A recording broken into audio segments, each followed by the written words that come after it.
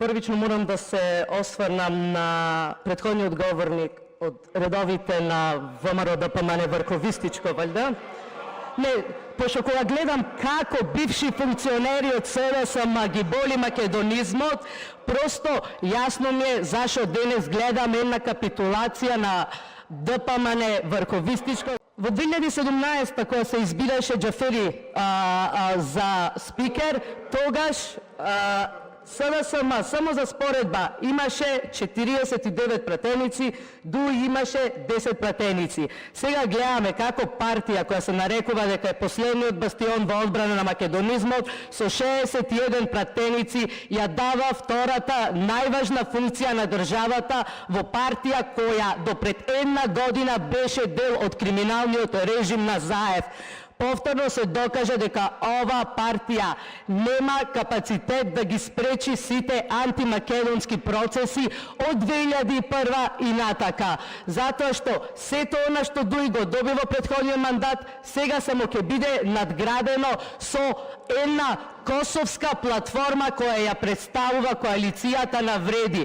Јас баш би сакала да ме разубедат колегите пратеници со кои критериуми тие решија дека токму Африм Гаши треба да биде спикер и да носи втората функција на ова собрание. Единствено во целиот негов политички ангажман јас успеав да најдам беше уште во фамозната 2013 година кога ВМРО беше на власт. Африм Гаши беше токму иницијатор за рушењето на споменикот на цар Душан, така да тоа му бе и зачетоците на политичкиот активизам. Во неговата бледа кариера, кога го спасуваше Заев, кога требаше заедно да се руши владата, тој даде дури и условуваше да биде дел од владата, каде повикуваше на директно мешање од надворешни експерти за решавање на судски процеси на нас, судски процеси како Монструм, судски процеси како Алфа, како Диво населје, или можеби колегите пратеници ја дадоа довербата на Африм Гаши, затоа што и тој како и сите останати од коалицијата Вреди, не се чувствуваат комотно кога се пее македонската химна.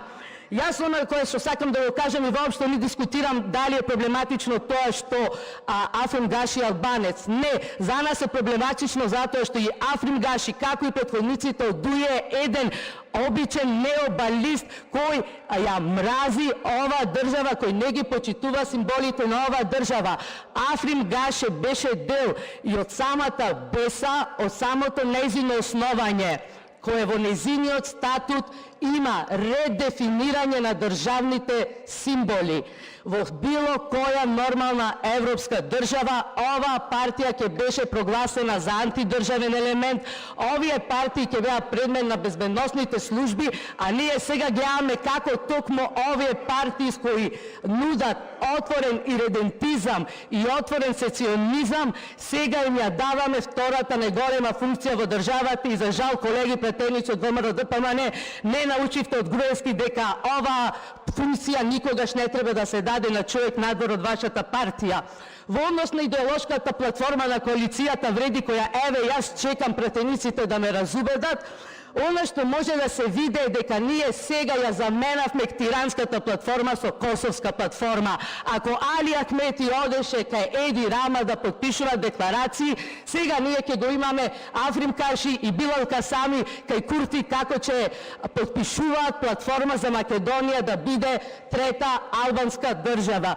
Вие ги зедовте директно во власт испардоците на режимот од ДУИ, ние не го пративме ДУИ во опозиција, затоа што и сега гледаме како бившите криминални структури кои до вчера се сликаат со Ахмети, сега гледаме како се сликаат со Таравари. Ние гледаме, ако сакате и во Охрид, додека говорите како левица е во некоја коалиција со ДУИ, вашиот градоначалник Пецаков не смее да писне пред бандитот Нефи Усеини, кој ја трна плочата на Асном. Така да ја очекувам во следниот мандат конечно да видиме како необализмот и неоврховизмот ќе се обединат, како и во најдобрите времиња на Втората светска војна, затоа што вашиот коалиционен партнер самиот кажа дека ќе биде гарант за уставните измени. За крај, јас само ќе разборам како лавовски го браните Африм Гаши, исто вака да браневте во 2018 година, ние уште ќе бевме Република Македонија, не Северна. Благодарам.